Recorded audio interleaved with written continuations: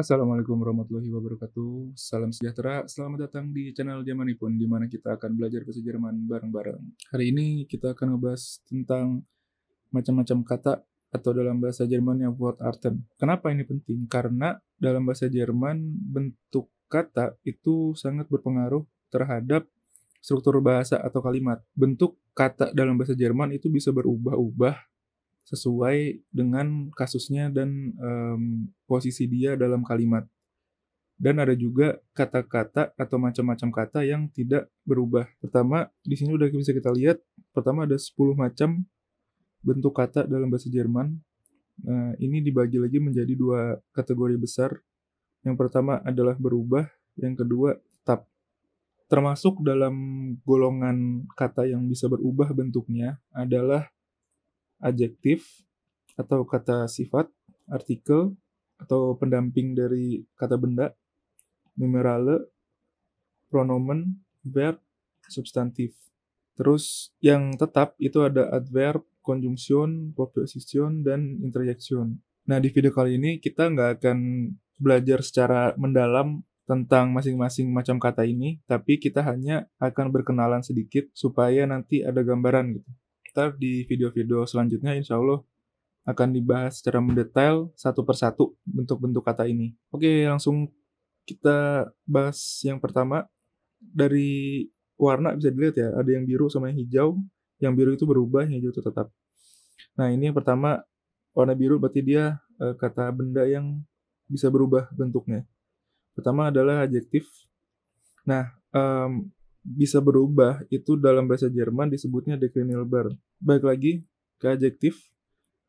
Ini bisa disebut juga sebagai Eigenschaftswörter atau kata sifat atau V-Wörter. Bagaimana? Nah, adjektif bisa juga disebut Eigenschaftswörter atau V-Wörter. Cuman umumnya sih dibilang adjektif.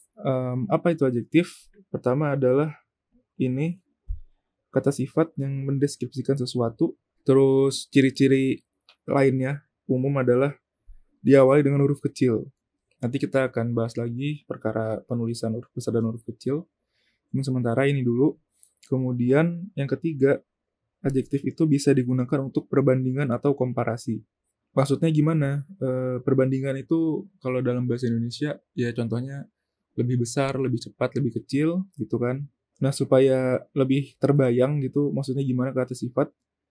Contohnya dalam bahasa Indonesia itu misalkan schön itu artinya indah atau cantik. Terus schnell itu artinya cepat atau langsam itu lambat. Nah, kalian baiknya nih sebelum belajar bahasa Jerman, baiknya dibuka-buka lagi ya. Bahasa Indonesia, pelajaran SD, SMP, SMA. Karena itu penting banget dan memudahkan proses belajar bahasa Jerman. Jadi kalian ketika mau ngomong bahasa Jerman, pas mau translate dari Indo ke Jerman tuh ngerti maksudnya, oh ini tuh masuknya kategori apa. Nah itu penting banget kan sekali lagi. Oke lanjut, kata sifat itu bisa mendeskripsikan sesuatu. Contohnya gimana? Contohnya ada di kalimat yang ini, Ein schnelles Auto, berarti maksudnya adalah sebuah mobil yang cepat. Nah, itu. Jadi sifatnya mobil ini apa? Cepat gitu dalam konteks ini. Nah, contoh selanjutnya di Schöne Landschaft itu pemandangan yang indah. Nah, jadi itu contoh dari adjektif atau kata sifat. Nah, kalian bisa lihat perubahannya. Kalau kalian lihat di kalimat kedua dan ketiga itu ada perubahan, perbedaan. Kalau yang di atas ini kita lihat cepat itu bahasa Jermannya schnell. Tapi ini berubah jadi schnelles. Terus schön itu artinya indah atau cantik, tapi di sini jadi schöne, ada e-nya di belakang. Nah, ini yang dimaksud kata sifat itu bisa berubah atau deklinirbar, tergantung dari kalimatnya gitu. Oke, selanjutnya artikel. Nah, artikel ini dia bisa berubah juga karena warnanya biru. Terus bisa dibilang juga Begleiter. Begleiter itu artinya semacam companion yang menemani gitu. Atau Geschlechtswort karena dia menunjukkan apa ya, kelamin ya. Jenis kelamin dalam tanda kutip sebuah benda gitu. Kita lihat artikel adalah kata yang membersamai kata benda atau nomen, terus menjelaskan genus dari sebuah kata benda. Genus itu tadi ya yang dalam tanda kutip kelaminnya. Terus ngomongin soal genus, itu dalam bahasa Jerman ada 3 genusnya, bisa dilihat di sini. Genus pertama adalah maskulin atau laki-laki, neutrum atau sachlich, terus feminin atau weiblich. Nah ini sedikit banyak bisa diidentifikasi dari kehidupan nyata gitu ya. Kalau misalkan ada laki-laki atau ada misalkan guru laki-laki, guru perempuan, nah itu bisa langsung dikategorikan ke maskulin dan feminin, tapi juga nggak melulu bergantung ke kelamin, jenis kelamin secara biologis. Nah nanti untuk jelasnya kita lihat di video-video selanjutnya. Cuma yang jelas ini tentang genus ada 3, maskulin, neutrum, dan feminin. Kemudian artikel itu bisa juga menunjukkan kasus yang dikenakan kepada substantif. Nah, kasus ini untuk sementara ditelan aja. Jadi nanti kita akan balik lagi ke soal kasus ini secara mendetail. Cuma untuk sementara kasus itu untuk diketahui aja. Ini ada 4. Pertama nominatif, akusatif, datif, dan genetif. Terus selanjutnya artikel ini bentuknya bisa unbestimmte artikel atau bestimmte artikel. Kalau unbestimmte itu sesuatu yang tak pasti atau yang belum jelas gitu. Contohnya ada ein, eine, einen, einem, einer, eines. Nah dari ein dia bisa berubah jadi einem, einer, eines, dan seterusnya. Itu makanya dibilang artikel itu deklinierbar, bisa berubah. Maksudnya unbestimmte apa? Itu unbestimmte itu misalkan kita menyebutkan sesuatu yang belum jelas yang mana bendanya gitu, jadi pakai unbestimmte. Unbestimmte itu mungkin bahasa Indonesia sebuah gitu atau seekor, jadi kayak nggak jelas yang mana, cuman ya yang jelas itulah bendanya gitu. Bestimmte artikel itu artikel yang pasti, artinya bendanya jelas nih yang mana gitu, kita nunjuknya. Itu ada der, die, das, den, dem, der, des, dan seterusnya. Nah, ini juga bisa berubah-ubah tergantung dari genus dan kasusnya. Nah, itulah kompleksnya. Jadi, makanya di awal tadi sempat gue bilang bahwa untuk belajar bahasa Jerman harus mengerti kelas kata, harus mengerti benar-benar, karena kalau nggak gitu susah, ntar nggak ngerti-ngerti, nggak nempel-nempel pelajarannya. Oke, untuk sementara diingat dulu genusnya dalam bahasa Jerman ada 3, maskulin, neutrum, dan feminin. Kasusnya itu ada 4, nominatif, akusatif, datif, sama genetif. Nanti kita akan balik lagi ke situ. Nah, selanjutnya ada substantif, itu sama juga deklinierbar ini atau bisa berubah. Substantif ini mungkin bahasa Indonesianya adalah kata benda. Secara umum kata benda itu bisa dibedakan menjadi kata benda konkret, abstrak, dan eigennamen atau personal nama. Secara umum ya, benda konkret itu menjelaskan sesuatu yang bisa dilihat atau dipegang. Contohnya, der Tisch, meja, der Stuhl, kursi, die Mutter, mama atau ibu, der Vater atau bapak. Terus, kalau kata benda abstrak itu secara umum adalah menjelaskan sesuatu yang bisa dirasakan. Contohnya, eine Liebe, die Angst, der Mut, die Kälte. Nah, Liebe ini cinta. Angst itu rasa takut, jadi kita nggak bisa lihat bendanya atau nggak bisa dipegang, tapi kita bisa merasakannya. Perasaan itu ada, itu angst. Der Mut atau die Kälte, Mut rasa keberanian, Kälte itu rasa dingin. Nah, terakhir ada Eigennamen atau personal nama. Itu ya nama atau nama hari, bulan, musim, Jahreszeiten, Orte, tempat, Länder, negara-negara gitu. Terus apa yang unik dari substantif atau kata benda ini? Substantif itu pertama dia selalu diawali dengan huruf besar. Ini harus selalu diingat ya. Jadi ketika nanti kalian belajar ke depannya, kalau ada hurufnya diawali besar, kalau dia letaknya nggak di awal kalimat, berarti dia adalah kata benda udah pasti gitu. Kedua, dia bisa berbentuk singular atau tunggal, bahasa Indonesia tunggal, atau plural jamak yang jumlahnya lebih dari 1. Umum ya. Contohnya, das Buch itu adalah buku, pluralnya die Bücher. Ada buku-buku, lebih dari 1 jumlahnya. Terus der Tag, hari. Die Tage, itu artinya hari-hari. Gitu. Nah, ini berubah bentuk perubahannya. Dan maksudnya lagi perubahan yang harus diberikan kepada substantif atau kata benda ketika dia bentuknya jamak selain dua ini. Nanti kita akan bahas. Oke, selanjutnya numerale itu Deklinierbar atau Zahlwörter. Dia menjelaskan kuantitas atau urutan. Kalau kuantitas jelas ya, 10, 20 dan seterusnya. Kalau urutan berarti ke 1, ke 2 dan seterusnya. Selanjutnya ada pronomen, itu juga Deklinierbar. Pronomen itu apa? Pronomen adalah kata ganti untuk subjek orang, orang, kalimat atau kata benda. Contohnya apa? Ich, du, er, sie, mich, mir, dir, dies, diese. Itu dari ich tadi berubah jadi mich, berubah jadi mir. Gitu. Kalau contohnya dari du ntar bisa berubah jadi dir. Itu dari dis berubah jadi diese. Nah, itu perubahan-perubahannya nanti kita akan bahas secara detail di video selanjutnya. Jadi pronomen adalah kata ganti untuk subjek, orang, kalimat atau benda. Nah, itu bisa keempat macam itu. Nah, ini selanjutnya ada verben, dia juga bisa berubah. Nah, verben ini secara umum adalah kata kerja, bahasa Indonesianya, menjelaskan kegiatan yang dilakukan, sebuah proses atau rangkaian pekerjaan atau keadaan. Nah, ini. Kemudian dia berubah. Nah, ini berubah sesuai subjek dan keterangan waktu. Ini dua hal yang harus diperhatikan, subjek dan keterangan waktu ketika nanti harus membuat kalimat menggunakan verben. Karena dia berubah berdasarkan dua ini. Terus secara umum itu dibagi dua si verben ini. Pertama, infinitive verben atau infinitive verben. Nah, infinitive verben ini umum aja kata kerjanya. Misalkan ich fahre ein Auto, saya mengendarai sebuah mobil. Ya umum aja, nggak ada bedanya. Nah, tapi kalau yang infinitive ini ada common, ada D-nya di belakang atau gegangen.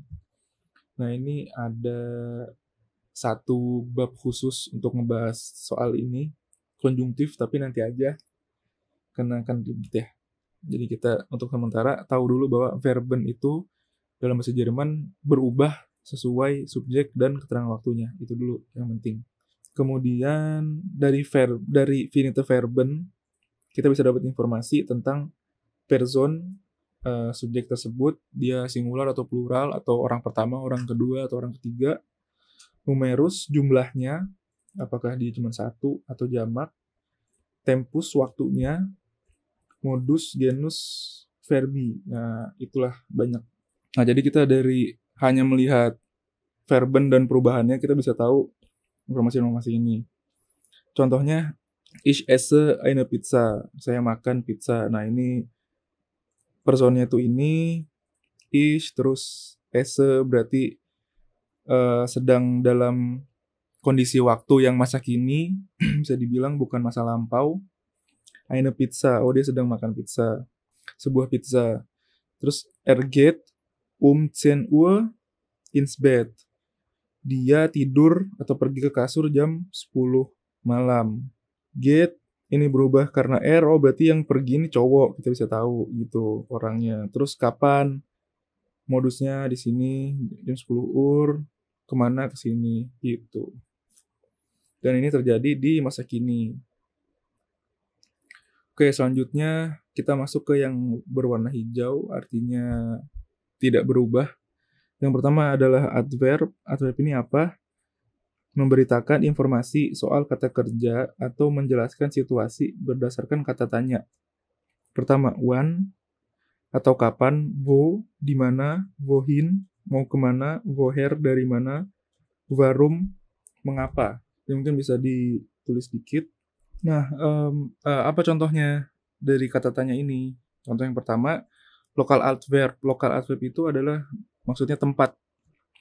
Kalau ini tempat, contohnya dort, di sana, links, kanan, rechts, gitu. Misalkan di mana, sebelah kanan, sebelah kiri, misalkan gitulah kurang lebihnya ya. Nah itu makanya, dan itu menggunakan adverb untuk mengungkapkan hal tersebut. Kemudian ada temporal adverb. Temporal itu maksudnya waktu, artinya hubungannya dengan kapan ya kan. Contohnya ada gestern, morgen, immer. Kapan besok, misalkan kemarin. Gestern itu kemarin, morgen besok, immer selalu. Nah, kata-kata yang cocok kan berarti wann, seit wann, wie lange, berapa lama. Seit wann itu sejak kapan. Kemudian ada modal adverb. Itu sehr besonders kaum. Itu untuk menjelaskan bagaimana. Wie sehr. Sehr itu sangat, terus kaum hampir tidak. Itu. Terus terakhir ada causal adverb. Nah, kausal itu artinya hukum kausalitas ya, mungkin kalau pernah dengar kausalitas berarti artinya ada hubungan sebab akibat gitu. Nah, contohnya adalah warum, weshalb, kenapa, deswegen, darum, trotzdem, segala macam. Nanti kita akan balik lagi ke sini di video selanjutnya. Mungkin tahu dulu ya bahwa adverb ini adalah memberitakan informasi soal kata kerja atau menjelaskan situasi berdasarkan kata tanya. Ini gitu. Kemudian selanjutnya ada yang namanya conjunction atau Bindewort. Bindewort-nya adalah kata yang digunakan untuk menghubungkan. Ini udah ada juga di sini tulis menghubungkan kata, elemen kalimat atau seluruh kalimat. Contohnya und, dan, weil, karena, aber, tapi, tetapi gitu ya. Kurang lebih kayak gitu. Nah, ini nggak bisa berubah. Selanjutnya ada preposition atau forward. Preposition itu apa? Dia menjelaskan hubungan dua keadaan atau kondisi. Pertama, letak. Kedua, waktu. Ketiga, modal. Itu caranya, bagaimana. Kemudian, alasan atau tadi yang kausalitas itu ya. Kemudian, preposition itu kan menjelaskan hubungan dua keadaan kondisi. Nanti kalau masih bingung akan ada contohnya. Mungkin kalian akan bisa terbayang. Kemudian preposition itu harus diikuti dengan kasus yang sesuai dengan perubahan yang menyertainya. Balik lagi tadi kasus ada 4. Ini kan ada nominatif, ada akusatif, ada datif, ada genetif. Nah, ini berhubungan. Jadi kita harus tahu, harus ngeh karena dengan kita menggunakan preposition ini akan terbentuk kasus yang berubah. Contohnya, das Buch liegt auf dem Tisch. Nah, ini arti bahasa Indonesianya, buku itu terletak. Buku itu terletak di atas meja. Bahasa Indonesianya itu ya. Sekarang kalau dilihat, balik lagi ke definisi, menjelaskan hubungan dua keadaan atau kondisi, artinya buku itu sedang ada di atas meja. Tapi ketika kita bilang buku, saya meletakkan buku ke atas meja, itu akan berubah si bentuk kalimatnya secara umum karena kasusnya beda gitu. Makanya si preposition itu yang mana sih? Preposition itu yang ininya nih, auf. Itu prepositionnya. Dia menjelaskan bahwa hubungan dua keadaan tuh artinya si buku itu adanya di atas meja. Si auf-nya ini adalah preposition. Nanti kita akan balik lagi ke situ. Kemudian terakhir adalah interjection atau Ausrufewörter. Ini adalah kata ungkapan yang mewakili perasaan atau respon seseorang terhadap keadaan atau kejadian. Contohnya awa itu sakit. Kalau bahasa Indonesia, au, aduh, gitu kan. Terus halo itu sapaan. Kalau bahasa Indonesia mungkin hai atau halo, selamat pagi, selamat siang, selamat sore, dan seterusnya. Itu namanya interaction juga nggak bisa berubah. Nah, itu dia tadi macam-macam kata dalam bahasa Jerman. Untuk sedikit recap, kita mulai dari bawah aja ya. Dimulai dengan yang tidak bisa berubah, tidak bisa diubah. Diwarnai dengan hijau tulisannya. Pertama ada interaction, itu adalah ungkapan yang mewakili perasaan. Contohnya awa, itu sakit, halo, itu sapaan. Kemudian ada preposition, dia yang menjelaskan hubungan dua keadaan atau kondisi. Yang tadi, si auf ini adalah preposition, dia menjelaskan bahwa buku itu terletak di atas meja. Kemudian ada conjunctionen, Bindewort, itu menghubungkan kata, elemen kalimat, atau seluruh kalimat. Contohnya ini, und, weil, aber. Kemudian ada adverb, dia ngasih informasi soal kata kerja.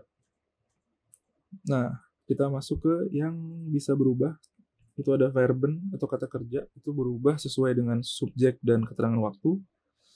Kemudian ada pronomen, kata ganti untuk subjek, orang, kalimat, atau kata benda. Itu bisa berubah juga. Kemudian ada numerale, itu untuk menjelaskan kuantitas atau urutan. Selanjutnya ada substantif. Ini adalah kata benda bahasa Indonesianya. Contohnya ada Tisch, Liebe, dan seterusnya. Yang paling penting adalah selalu diawali dengan huruf besar. dan ia bisa berbentuk singular atau tunggal, jamak atau plural. Kemudian ada artikel. Nah, ini yang penting banget. Itu adalah kata yang membersamai kata benda atau nomen. Nah, ini bisa berubah dan dia menunjukkan pertama genus, itu dalam tanda kutip kelaminnya. Ada maskulin, neutron, feminin, laki-laki, netral, dan perempuan. Kemudian ada kasus. Ada nominatif, akusatif, datif, genitif. Nanti kita akan balik ke sana. Dan terakhir ada adjektif atau kata sifat. Gunanya untuk mendeskripsikan sesuatu atau bisa digunakan juga untuk perbandingan atau komparasi. Seperti itu video kali ini. Selanjutnya mungkin kita akan ngebahas macam-macam kalimat ya. Jadi ini masih ringan-ringan aja, belum yang terlalu berat karena menurut gue ini basic banget ya. Pengalaman gue pribadi waktu belajar bahasa Jerman itu nggak berurutan seperti ini. Maksudnya gue belajar dengan tanpa belum mengetahui perkara macam-macam kata, akhirnya ada sedikit kesulitan. Makanya gue susun materi di channel ini berdasarkan pengalaman gue pribadi yang menurut gue itu efektif untuk belajarnya, urutannya gimana. Itu mungkin nggak sesuai dengan buku-buku yang beredar di pasaran yang buku untuk buku paket atau buku pengantar belajar bahasa Jerman yang Deutsch als Fremdsprache atau DAF. Ya, mungkin berbeda, tapi ini nggak apa-apa karena pada dasarnya akan sama tujuannya supaya kita bisa belajar bahasa Jerman. Oke, terima kasih sudah nonton sampai akhir. Kalau kalian rasa bermanfaat, support channel ini dengan like, share, dan subscribe. Kalau mau, komen juga di bawah gimana pengalaman kalian, atau mungkin ada pertanyaan yang masih mengganjal gitu, bisa dituliskan kolom komentar. Nanti kalau sempat, insya Allah gue jawab. Sampai ketemu di video selanjutnya. Assalamualaikum warahmatullahi wabarakatuh. Salam sejahtera. Ciao.